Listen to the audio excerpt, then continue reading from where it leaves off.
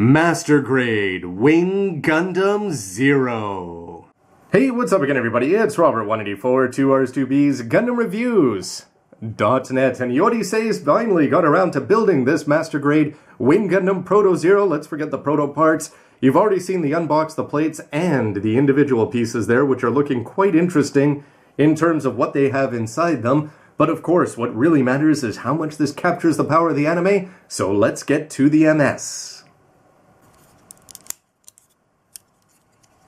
And one thing to be aware of is that you're going to want to make sure that the legs, that the ankles are in the same position as are the hips, otherwise he's going to be doing an Eileen.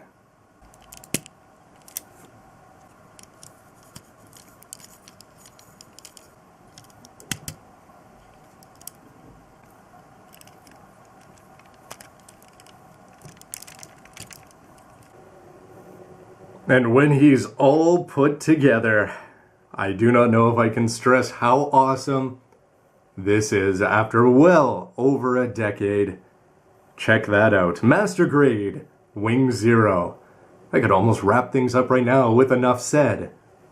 But for some of the details there, you can see that there's going to be a lot of gray visible. Small though it may be, you can always add some more lining options if you want, but you're not necessarily going to see the legs cracked open as needed for the actual transformation. Just make sure everything's lined up properly and there's some good details there in the waist.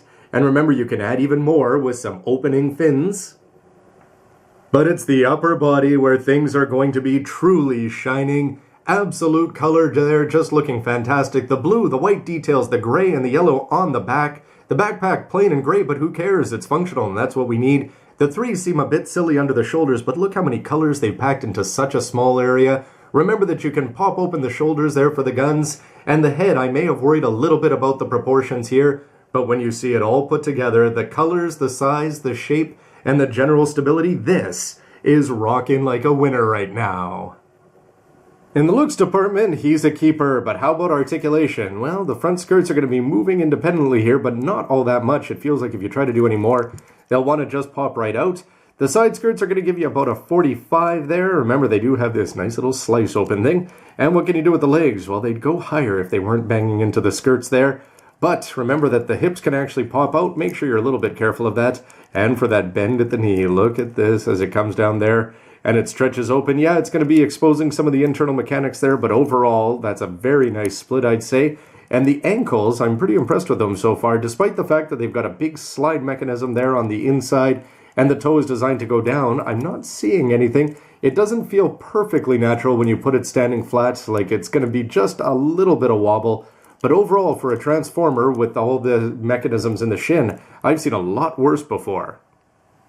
The upper body itself is going to be fairly flexible here, which may prove to be a good and bad thing. You can see him ab crunching all over the place. He'll move off side to side.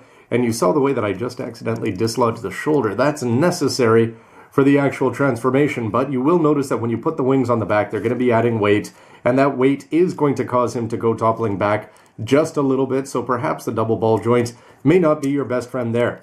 For the shoulders, though, remember, they're going to go up, so you are going to get the arms out parallel to the ground, and you can swing them forward there. That's a very impressive 45 coming this way. Rotate this around as you'd expect, and the elbow, you can see it'll go up for about a 135, and a nice hello. And I should mention that though they do rotate here, they're not going to be rotating all the way around. You've just got about 45 forward and back. The head also does a very good job here. As you can see, it could have a polycap there on the inside, as the head itself isn't going to have that much, but the neck is going to provide it with some fair bit up and down, and just the fact that he's got the solid white neck there and a little bit oversized just means that he can menacingly, or hopefully, look up in space. Menacing is probably down with twin busters. For the backpack here, the first thing you'll notice is that yes, you're going to get your 90 degrees this way, but if you wanted to adjust the wings with just a rotation mechanism there, it's not going to be very cooperative. So if you've got the upper body moving backwards, you're sort of going to have the wings going in a strange angle there as well. However, the rest of the mobility is going to be solid there, 90 degrees this way. And remember here that they do open up, and then you're going to be getting some more mobility from this part in here. Not up down necessarily, but you're just going to get this another 90 degree bend there. And one nice thing that can be said about these is that so far when you put them up like this, weight and gravity, they seem to be well designed, are not going to be dragging them down. so you at least can have some interesting angles and they're not just going to be drooping down and inside like we've seen so many times before. For 1/100, the lead collectors, is there a sweeter sight? Well, perhaps X, DX, and V2. I can't really think of much more. And no, I'm not counting you yet, G-Savior. But take a look at this. In terms of the height, I'd say they've got it just about right for the actual height of this Gundam here. They may be just cheating up a little bit there, but you can see that the legs are going to be, they have the illusion of thinness here in the front as they're going to be sort of coming out with these peaks. But overall, the calves are going to be about the same size as Amuro's there. The hips are going to be smaller, though. The shoulders are going to be bulkier exactly as you'd expect, and the chest is going to be significantly smaller. But that's all okay, because if you want to have these guys out on your shelves, the big wings are going to be coming up to about the exact same height as Amuro's V-fins there, and his famous single beam sabers. But if you want to talk to left to right filling out there, this Wing Zero is definitely no slouch, and those colors, boy, do they pop. And next to the newest incarnation of the Master Grade Granddaddy here, I suppose that one of the complaints you could make if you wanted to is that he is only going to have the one shade of white here, and that's just going to set him not apart from the other Master Grades, but instead keep him right in line. You'll have to wonder what direction they're going to be going, Bandai, whether they'll go New Gundam with 2 shades or just with the 3.0 here, borrowing from the real grade and going with 3. Does anybody miss it over here? Actually, for me, I think this looks just bang on for the anime/manga. Let's just keep the focus on the anime here. And I, for one, am quite content to wait for 3 different colors of gray for when we get a 2.0 of this without the Proto in the future. And though we've seen some intriguing backpacks in the Universal Century and a little bit in G Gundam, I think it is really going to have to be Gundam Wing that gets the blame for moving outside of the main humanoid body there and going the full-on ridiculous, which of course Seed and Seed Destiny embraced whole-backedly. And this comparison here is more for the colors and the details than for the actual height, this being a robot Damashi, probably similar to what we'd be getting in 1/144th, but you can see the big difference is going to be that this guy sort of went with the real grade approach, as he's got 2-tone gray there on the tops and for the waist section, and he's also going to have some chromed gold there. That's something they could have done and did back in the day between the shoulders and the part there, but then again, the actual just having the regular tricolor yellow there, the regular yellow, I'd say, just looks fantastic. The V-fin is also going to be a much golder there than the regular yellow that we'd get, and the face is going to be, I'd say, much more of the old proportions, as it's going to be a lot bigger and blockier there, with the ears a lot more pronounced and upswept, as opposed to the thinner Katoki Hajime influenced ones over on the left. And that's it. I'm just going to call this one here, no contest. Nah, but seriously, check out what a difference the years have made here, and the quality and the grades here. High grade, 1/100th, all the way up to Master Grade. Check out these old feet, big chunky blockers there. You can see massive legs, all sorts of lines that you're going to have to add yourself, and the colors.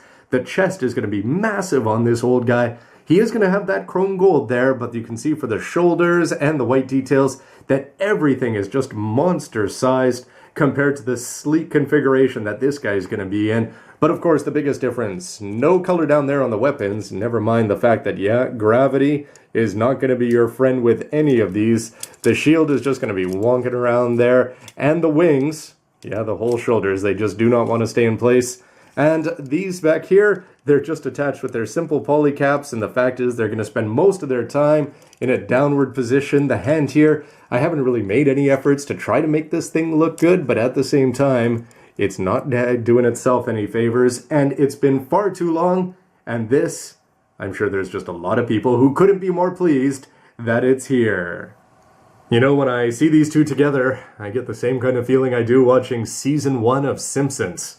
The animators, they just didn't quite have it yet, nor did the gunpla meisters who originally designed this.